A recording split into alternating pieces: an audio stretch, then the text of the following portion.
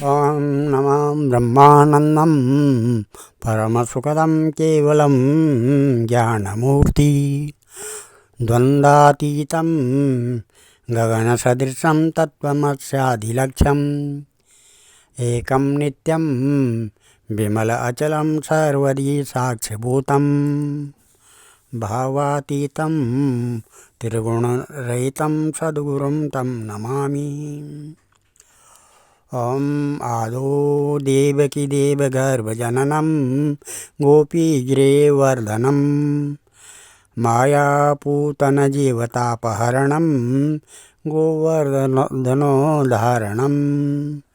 कंसच्छेदनकौरवादिहननं कुन्तीसुतापालनम् एतत् श्रीमद्भागवतं पुराणकथितं श्रीकृष्णलीलामृतं निगमकल्पतरोर्गलितं फलं शुकमुखाद्रवमृतसंयुतं पिबत भागवतं रसमालया मुहुरहो रसिका भुवि भावुका। भगवान श्री कृष्णचंद्र नारायण जी के चरण कमलों में नतमस्तक होकर के ये श्रीमद् भागवत महापुराण के पंचम स्कंद के नवम अध्याय को पढ़ने जा रहा हूँ, जो इस प्रकार से है। आज के नवे अध्याय का प्रसंग है भरत जी का फिर ब्राह्मण कुल में जन्म लेना। अथ नवमाध्याय। श्री शुकोवाच अथ कस्यचिद् द्विजवरस्याङ्गिरा प्रवरस्य समदमतपः स्वाध्यायाध्ययन त्यागसन्तोष तितिक्षा प्रसह्य विद्यान् सूर्यात्मज्ञान नन्दयुक्त स्यात्मसदृश श्रुतशीला चारुरूपोदार्यगुणानव सौन्दर्याङ्गजा बभूर्मिथुनं च यस्यां भार्यायां यस्तु तत्र पुमास्तं परं भागवतं राजर्षिप्रवरं भरतम् उत्सृष्ट्य मृग शरीरं चरम शरीरेण विप्रत्वं गतमाहु तत्रापि स्वजनसंगा च विश्वम् उद्विज्यमानो भगवता कर्मबन्ध विध्वंसन श्रवण स्मरण गुणाभिवरण चरणारविन्दयुगलं मनसा विदधत आत्मनः प्रतिघातम् आशंकमान भगवद अनुग्रहेणानुस्मृत स्वपूर्वजन्मावलिरात्मानु उन्मत जडान्ध वधिर स्वरूपेण दर्शयामास लोकस्य। श्री सुखदेव जी कहते हैं, राजन, अंगिरस गोत्र में सम दम तप स्वाध्याय वेदाध्ययन त्याग अतिथि आदि को अन्न देना, संतोष तितिक्षा विनय विद्या कर्मा विद्या अनुसूया दूसरों के गुणों में दोष न ढूंढना, आत्मज्ञान आत्मा के कर्तृत्व और भोक्तृत्व का ज्ञान एवं आनंद धर्म पालन जनित सुख अभी गुणों से संपन्न एक श्रेष्ठ ब्राह्मण थे। उनकी बड़ी स्त्री से उन्हीं के समान विद्या शील आचार रूप और उदारता आदि गुणों वाले 9 पुत्र हुए तथा छोटी पत्नी से एक ही साथ एक पुत्र और एक कन्या का जन्म हुआ। इन दोनों में जो पुरुष था वह परम भागवत राजर्षि शिरोमणि भरत ही थे। वे मृग शरीर का परित्याग करके अंतिम जन्म में ब्राह्मण हुए थे, ऐसा महापुरुषों का कथन है। इस जन्म में भी भगवान की कृपा से अपने पूर्व जन्म परंपरा का स्मरण रहने के कारण वे इस आशंका से कि कहीं फिर कोई विघ्न उपस्थित न हो जाए, अपने स्वजनों के संग से भी बहुत डरते थे। हर समय जिनका श्रवण स्मरण और गुण कीर्तन सब प्रकार के कर्म बंधन को काट देता है, श्री भगवान के उन युगल चरण कमलों को ही हृदय में धारण किए रहते तथा दूसरों की दृष्टि में अपने को पागल, मूर्ख, अंधे और बहरे के समान दिखाते।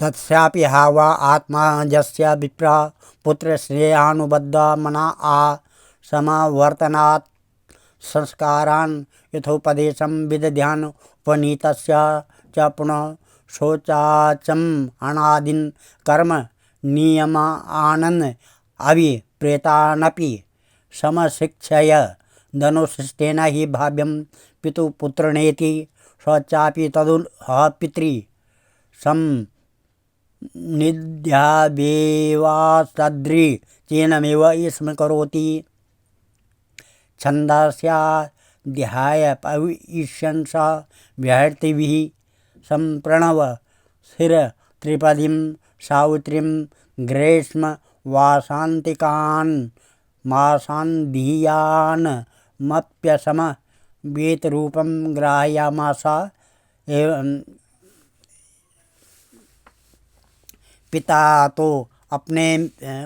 पिता तो उनमें भी वैसा ही स्नेह था।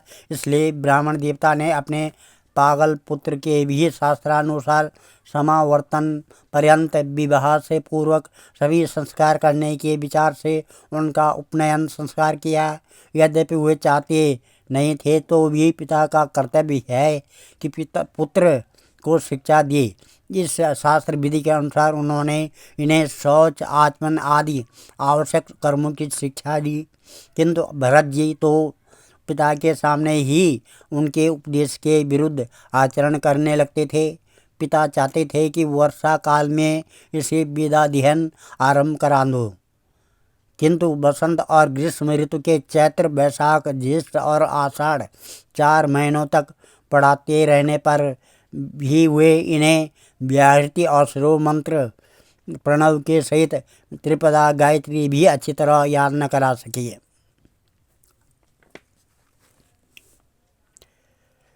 एवं स्वतनुज आत्मन्यानुराग वेशित चितः शौचाध्ययन व्रत नियम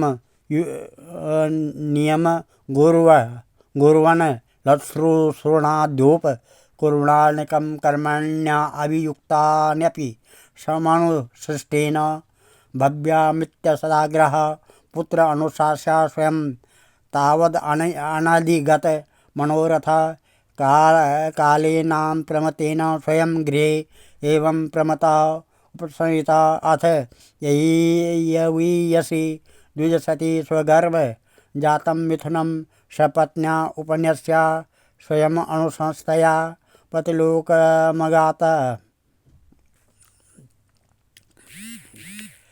ऐसा होने पर भी अपने इस पुत्र में उनका आत्मा के समान अनुराग था। इसलिए उनकी प्रवृत्ति न होने पर भी वे पुत्र को अच्छी तरह शिक्षा देनी चाहिए। इसे अनुचित आग्रह से उसे शौच, वेदाध्ययन, व्रत नियम तथा गुरु और अग्नि की सेवा आदि ब्रह्मचर्य आश्रम के आवश्यक नियमों की शिक्षा देते ही रहे, किंतु अभी पुत्र को सुशिक्षित देखने का उनका मनोरथ पूरा न हो पाया था और स्वयं भी भगवत भजन रूप अपने मुख्य कर्तव्य से असावधान रहकर केवल घर के धंधों में ही व्यस्त थे। कि सदा सजग रहने वाले काल भगवान ने आक्रमण करके उनका अंत कर दिया। तब उनकी छोटी भार्या अपने गर्भ से उत्पन्न हुए दोनों बालक अपनी सौत को सौंपकर स्वयं सती होकर पतिलोक को चली गई।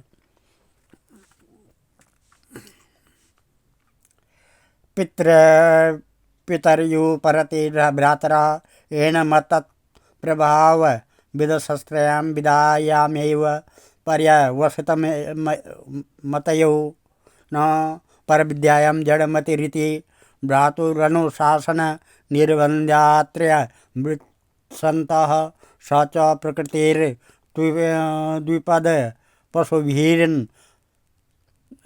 विरुन्मत जड़बधि रेत्य विभाषमाणो यदा तदनुरूपाणि प्रभासते कर्माणि च स कार्यमाणं परीक्षया करोति विष्टयो वेतनता वा यदृक्षया उपसादित अल्पं बहु मृष्टं कदत्रं वाव्याहरति परं नेन्द्रियप्रीतिनिमित्तं नित्यनिवृत्तनिमित्त स्वसिद्धि विशुद्धानुभवानन्दा स्वात्मलाभाधिगमः सुखदुःखयोर्द्वन्द्वनिमित्तयो रसंभावितदेहाभिमान शीतोष्ण वातवर्षेषु वृख एवानावृतांगा पीन संहननांगम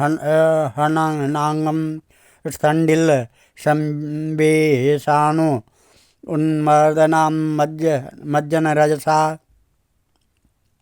महामणिरिवाण विव्यक्त ब्रह्मवर्चसा कुपाटवृत कटुरूपवितेनो रुमसृणा दुजातिरिति ब्रह्मबन्धुरिति संज्ञायात्तज्ज्ञानं जना वमतो विचचार यदतु परत आहारं कर्म वेतनता यह मान स्वभातृभिरपि केदारकर्मणि निरूपिति तदपि करोति किन्तु न समं विषमं नूनम् अधिकमिति वेद कण पुण्याक फलीकरण कुलमास स्थाली पुरुषादि मृत वदव्य वहरति। इस प्रकार से भरत जी के भाई कर्मकांड को सबसे श्रेष्ठ समझती थी। वे ब्रह्म ज्ञान रूप परम विद्या सर्वथा अनभिज्ञ थे, इसलिए उन्हें भरत जी का प्रभाव भी ज्ञात नहीं था। वे उन्हें निरा मूर्ख समझते थे। अतः पिता के परलोक सिधारने पर उन्होंने उन्हें पढ़ाने लिखाने का आग्रह छोड़ दिया। भरत जी को मानापमान का कोई विचार न था। जब साधारण नर पशु उन्हें पागल, मूर्ख अथवा बहरा कहकर पुकारते तब वे भी उसी के अनुरूप भाषण करने लगते। कोई भी उनसे कुछ भी काम कराना चाहते तो वे उनकी इच्छा के अनुसार कर देते। बेगार के रूप में, मजदूरी के रूप में मांगने पर अथवा बिना मांगे जो भी थोड़ा बहुत अच्छा या बुरा अन्न उन्हें मिल जाता, उसी को जीभ का जरा भी स्वाद न देखते हुए खा लेते। अन्य किसी कारण से उत्पन्न होने वाला स्वतः सिद्ध केवल ज्ञानानंद स्वरूप आत्मज्ञान उन्हें प्राप्त हो गया था। इसलिए शीतोष्ण, मानापमान आदि द्वंद्वों से होने वाले सुख दुख आदि में उन्हें देह अभिमान की स्फूर्ति नहीं होती थी। वे सर्दी, गर्मी, वर्षा और आंधी के समय सांड के समान नंगे पड़े रहते थे। उनके सभी अंग हृष्ट पुष्ट एवं गठे हुए थे। वे पृथ्वी पर ही पड़े रहते थे। कभी तेल उपटन आदि नहीं लगाते थे और न कभी स्नान ही करते थे। इससे उनके शरीर पर मैल जम गई थी। उनका ब्रह्म तेज धूलि से ढके हुए मूल्यवान मणि के समान छिप गया था। वे अपने कमर में एक मैला कुचैला कपड़ा लपेटे रहते थे। उनका यज्ञोपवीत भी बहुत ही मैला हो गया था। इसलिए अज्ञानी जनता यह कोई द्विज है, कोई अधम ब्राह्मण है, ऐसा कहकर उनका तिरस्कार कर दिया करती थी। किंतु वे इसका कोई विचार न करके स्वच्छंद विचरते थे। दूसरों की मजदूरी करके पेट पालते देख जब उन्हें उनके भाइयों ने खेत की क्यारियाँ ठीक करने में लगा दिया तब वे उस कार्य को भी करने लगे, परंतु उन्हें इस बात का कुछ भी ध्यान न था कि उन क्यारियों की भूमि समतल है या ऊंची नीची अथवा या छोटी या बड़ी है। उनके भाई उन्हें चावल की कन्नी, खली, भूसी, भुने हुए उड़द अथवा बर्तनों में लगी हुई जले अन्न की खुरचन जो कुछ भी दे देते, उसी को वे अमृत के समान खा लेते थे।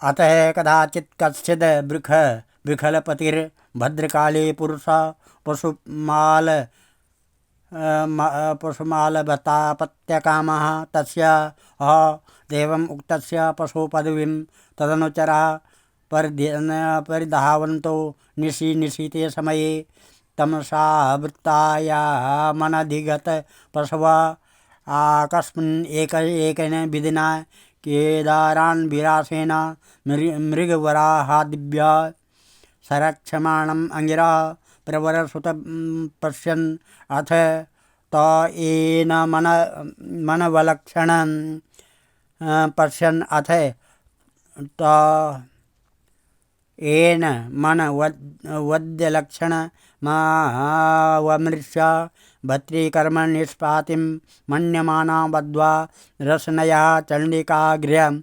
उपनिन्योर्मदा विगसितवदनः।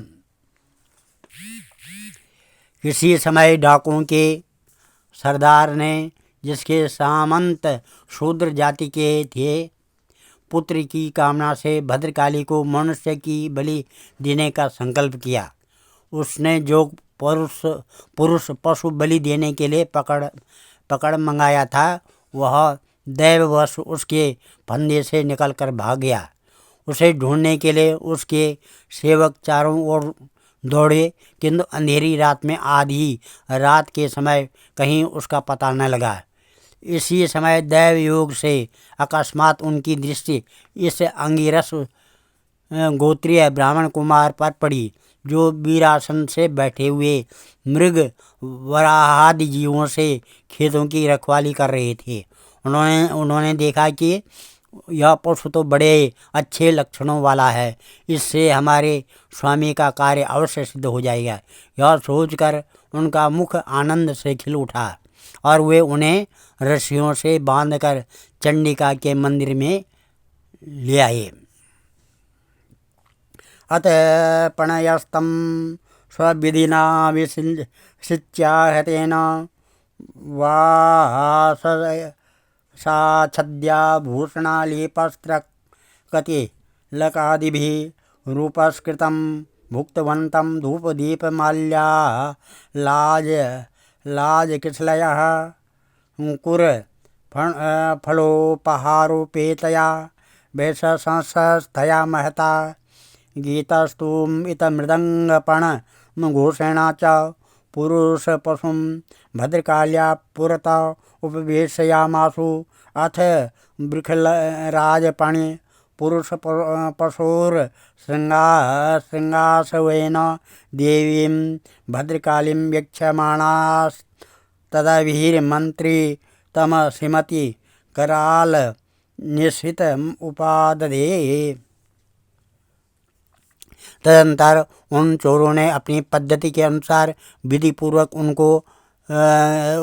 उनका अभिषेक एवं स्नान कराकर कोरे वस्त्र पहनाए तथा नाना प्रकार के आभूषण, चंदन, माला और तिलक आदि से विभूषित कर अच्छी तरह भोजन कराया। फिर धूप दीप माला इसको भरत जी को खील, पत्ते, अंगूर और फल आदि उपहार सामग्री के सहित बलिदान की विधि से गान, स्तुति और मृदंग एवं ढोल आदि का महान शब्द करते उस पुरुष पशु को भद्रकाली के सामने नीचा सिर करा के बैठा दिया। इसके पश्चात दस्युराज के पुरोहित बने हुए लुटेरे ने उस नर पशु के रुधिर से देवी को तृप्त करने के लिए देवी मंत्रों से अभिमंत्रित एक तीक्ष्ण खड्ग उठाया।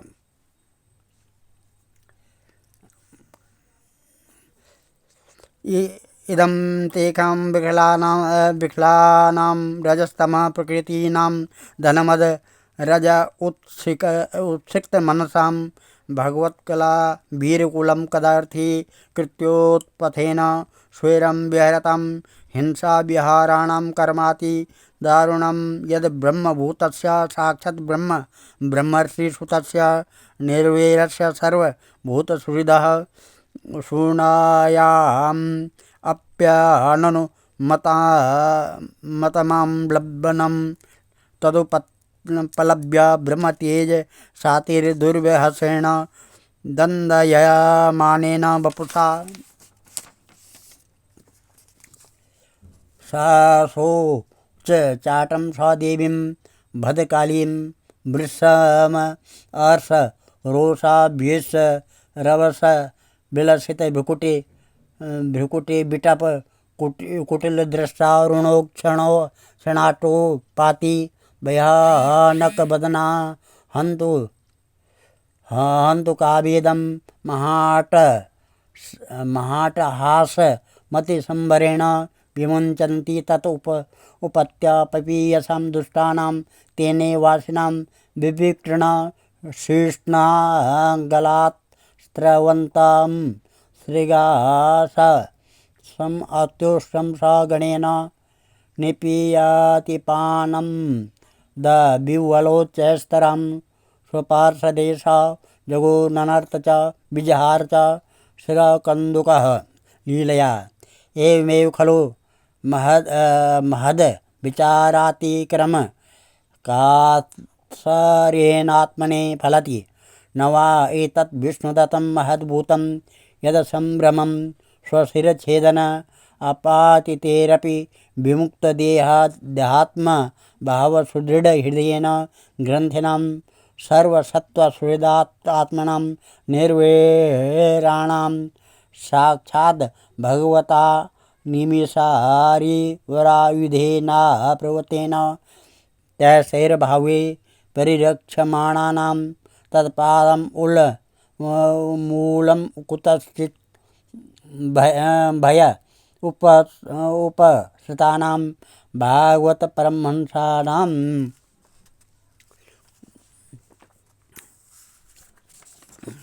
इस प्रकार से चोर स्वभाव से तो रजोगुणी तमोगुणी थे ही। धन के मद से उनका चित्त और भी उन्मत्त हो गया था। हिंसा में भी उनकी स्वाभाविक रुचि थी। इस समय तो वे भगवान के अंश स्वरूप ब्राह्मण कुल का तिरस्कार करके स्वच्छंदता से कुमार्ग की ओर बढ़ रहे थे। आपत्तिकाल में भी जिस हिंसा का अनुमोदन किया गया है उसमें भी ब्राह्मण वध का सर्वथा निषेध है, तो भी वे साक्षात ब्रह्म भाव को प्राप्त हुए वैरहीन तथा समस्त प्राणियों के सुहृद एक ब्रह्मर्षि कुमार की बलि देना चाहते थे।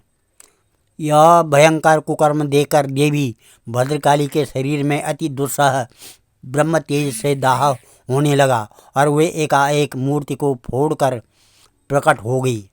अत्यंत असहनशीलता और क्रोध के कारण उनकी भुएं चढ़ी हुई थी तथा कराल दाढ़ों और चढ़ी हुई लाल आँखों के कारण उनका चेहरा बड़ा भयानक जान पड़ता था। उनके उस विकराल वेश को देखकर ऐसा जान पड़ता था मानो वे इस संसार का संहार कर डालेंगे। उन्होंने क्रोध से तड़क कर बड़ा भीषण अट्टहास किया और उछलकर उस अभिमंत्रित खड्ग से ही उन सारे पापियों के सिर उड़ा दिए और अपने गणों के सहित उनके गले से बहता हुआ गरम गरम रुधिर रूप आसव पीकर अति उन्मत्त हो ऊंचे स्वर से गाती और नाचती हुई उन सिरों को ही गेंद बनाकर खेलने लगी। सच है, महापुरुषों के प्रति किया हुआ अत्याचार रूप अपराध इसी प्रकार ज्यों का त्यों अपने ही ऊपर पड़ता है। परीक्षित, जिनका देह अभिमान रूप सुदृढ़ हृदय ग्रंथि छूट गई है, जो समस्त प्राणियों के सुहृद एवं आत्मा तथा बैरहीन है, साक्षात भगवान ही भद्रकाली आदि भिन्न भिन्न रूप धारण करके अपने कभी न चुकने वाले काल चक्र रूप श्रेष्ठ शस्त्र से जिनकी रक्षा करते हैं और जिन्होंने भगवान के निर्भय चरण कमलों का आश्रय लिए रखा है, उन भगवत भक्त परमहंस के लिए अपना सिर कटने का अवसर आने पर भी किसी प्रकार व्याकुल न होना यह कोई बड़े आश्चर्य की बात नहीं है। ओम नमः। आज हम इस अध्याय को यहीं पर समाप्त करते हैं और कथा को यहाँ पर विराम देते हैं। कल नौवां अध्याय करेंगे जिसमें जड़ भरत और राजा रघुगण की भेंट के प्रसंग होगा। ओम श्री कृष्ण गोविंद हरे मुरारे, हे नाथ नारायण वासुदेवा, हे नाथ नारायण वासुदेवा। ॐ ध्येयं सदा परिभवग्नमविष्टदोहं तीर्थात्पदं शिवविरञ्जनुतं शरणं भृत्यातिहं प्रणतपालभवाब्धिपूतं वन्दे महापुरुषते चरणारविन्दम्।